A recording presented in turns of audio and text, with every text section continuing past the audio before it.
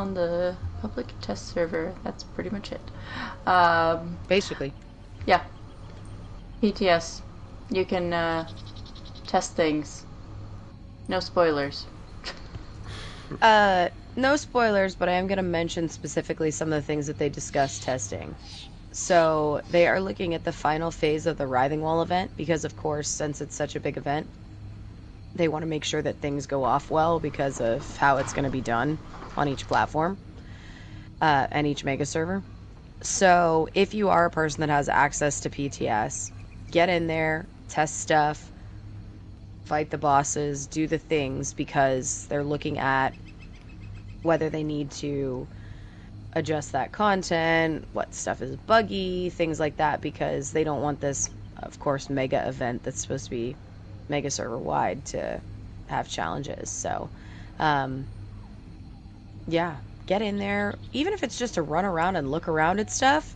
That's helpful too, because it's helping them instance things and whatnot. So get in there and look at it. I watched somebody, Minwee, the other day screen shared and ran around PTS because I don't have it downloaded, but he went and ran around, and it was pretty fun to see some of the stuff that's supposed to be in those phases and kind of what it might look like. And we didn't actually fight anything or do anything, but just kind of looking at it, it looks really, really cool.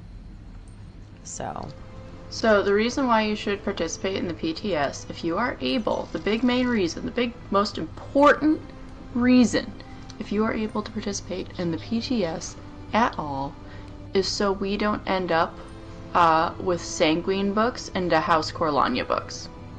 Okay? Please and thank you.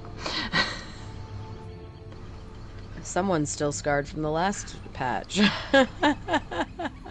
I'm getting nice necromantic like history and hearing the final part of this story that I'm emotionally like attached to now through this delve, and oh wait, it's just Sanguine. Just Sanguine? Well, how do they feel about that?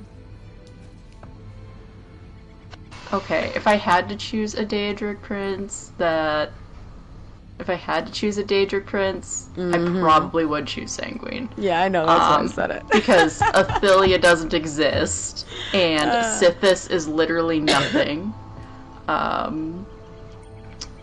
So Sithis technically isn't a Daedric Prince, they're nothing, so I probably would choose Sanguine. Nice.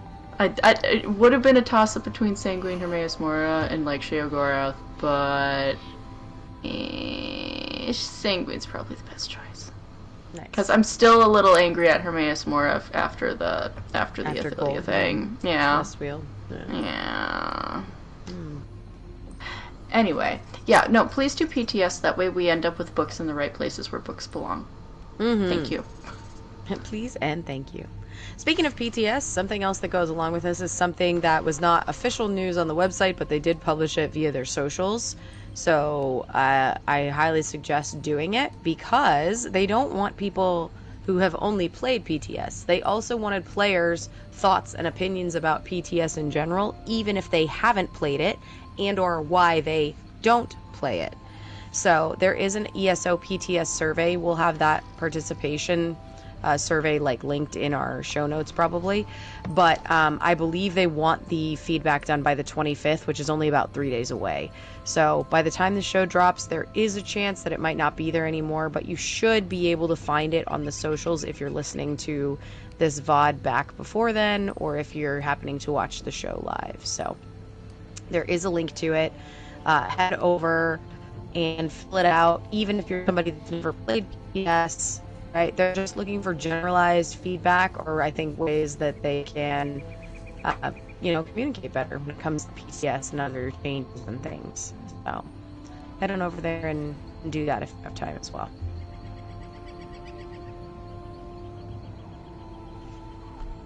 And then we have Undaunted again. Undaunted. Undaunted? Yes, Undaunted. We are reading. Are we undaunted? Mildly daunted. Undaunted. Is this the same article we... You know, that's what I wondered. But Because I believe I read this one last week. I thought so too, but it was weird because it was dated the 18th. Did I date our show notes wrong last week? There's a good chance I did. Because I thought we did the show on the 16th. Well, it would have been a week ago. It would have been the 14th. Yeah. The show's on the 14th. No, we... Yeah, no, we did read an Undaunted thing, but this is another Undaunted thing. Yeah, but it's giving, like, almost the same stuff, right? I mean, Yeah. we could still read it. A list of all the things that you get from it. You want to Sure. read your Undaunted side effects list? Sure. So it says, conquer Tamriel's depths. To arms, adventurers. The Undaunted celebration is now live and runs until Tuesday, September 30th at 10 a.m. Throughout this period, you and your fellow warriors can receive special rewards and event tickets by conquering any of ESO's group dungeons. Delve into dungeons across Tamriel with your map, the activity finder, or simply via the dungeon's entrance. Don't forget, you can also pick up the Undaunted Celebration's introductory quest, Glory of the Undaunted, by speaking with Seralith, found at any Undaunted enclave, heading over to an Impresario tent, or claiming it for free from the in-game crown store. Valor is rewarded. Be warned, a dungeon hosts many dangers. Tamriel's dungeons are filled with all manner of beasts and evildoers, but if you can overcome them, tantalizing rewards await. Every day of the event, the first time you complete a dungeon, you'll receive a glorious Undaunted reward box as an additional loot drop. These special boxes contain various goodies including gold, consumables, style pages, Undaunted keys, opal weapon styles, and more.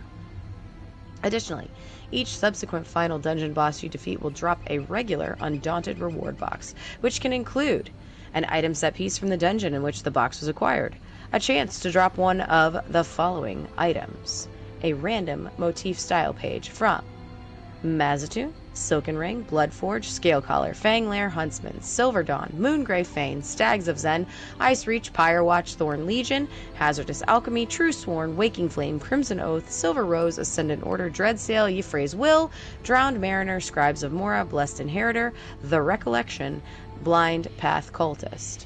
1,000 gold, an Undaunted key, a Crown Repair Kit, or a Riding Lesson. There's also a chance to drop an Opal Monster weapon style for Iceheart, Lord Warden, Nightflame, the Swarm Mother, Veladreth, and the Sentinel of Rekugams. The chance to drop the new Scourge Harvester weapon style is also in there. The Glorious Undaunted reward box can contain any of the items found within the regular variant, but it will also always drop one of the following Opal Monster weapon styles: Iceheart, Lord Warden, Nightflame, Swarm Mother, Veladreth, or Sentinel of Rekugams. Itching to pick up more goodies? Complete Bulgrul's daily Undaunted Delve quest to earn a regular Undaunted reward box in addition to any others you've collected that day. You can locate Bulgrul at any Undaunted enclave.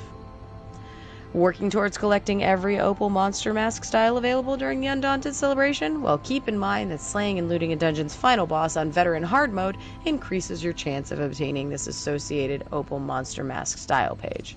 This includes the following bosses and dungeons: Iceheart from Direfrost Keep, Lord Warden from the Imperial City Prison, Nightflame from Elden Hollow 2, the Swarm Mother from Spindleclutch 1, Veladreth, Cradle of Shadows, and Sentinel of Rekugams from Darkshade Caverns 2.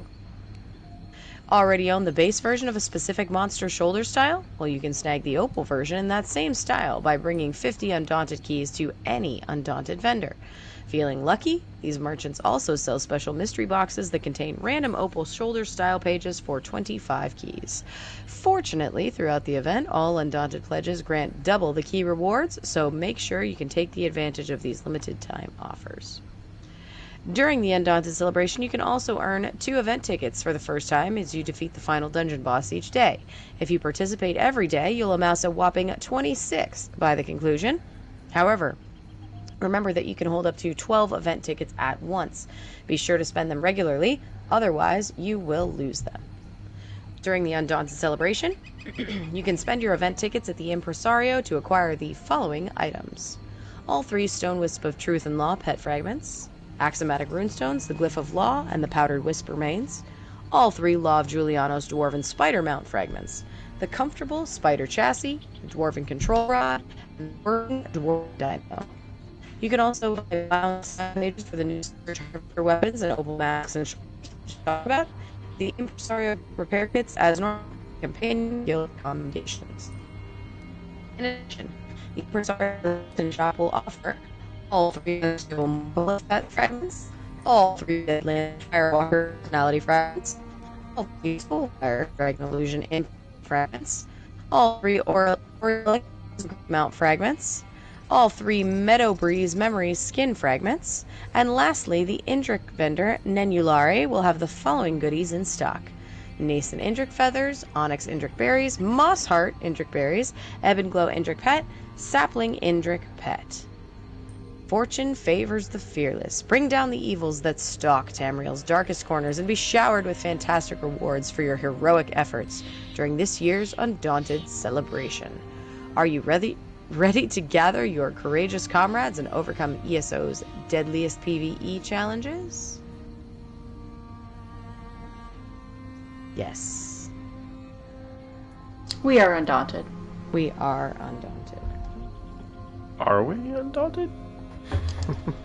Yes. So far, I think we have been. Pretty sure we've said that a few times. And I already have my 50 keys, so...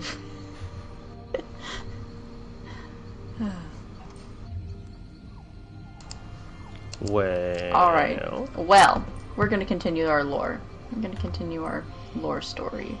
Do it. Yes. Alright, so continuing the Clan Corellania book series, Part 3, From Celis End to Solstice. This comprises the 3rd volume of my history of Clan Corellania. This is the story of my people, or as much as I know it. Part 3, From Celis End to Solstice. In the space of a single century, Clan Corellania fell from the height of its power to the very nadir of its fortunes. Few elves escaped from the destruction of Salacen in First Era 853. The Ragada were already fierce adversaries, but when Corellania necromancers raised their own fallen warriors against them, a bitter feud turned into a holy war. In the months that followed, Kinlady Inil's defeat, Ragada warbands scoured Hammerfell for Corellania havens and slaughtered all they found within. Quarter was neither asked nor given. Yet, some Corellanians survived this catastrophe. As I have written before, the strength of the house was in its trade routes and mercantile outposts. A golden necklace of hidden harbors and small settlements dotted the shores of the Abyssan Sea and Topal Bay. At the time King Zakwan resolved to march on Salacen, nearly a third of all Corellanians lived in these overseas posts, beyond the reach of the vengeful Ragada. Kinlady Inilm left behind no close heirs, but a cousin by the name of Erlenque Corellania stepped up to assume the mantle of leadership. Lady Erlenque governed those Corellania estates that remained in Somerset. Throughout the 3 centuries of Corellania rule in Hammerfell, the house maintained a few old holdings in their original homeland as part of their mercantile empire. So it was that the survivors of Salacen returned to Somerset in First Era 855. Corellanians from other overseas outposts rendered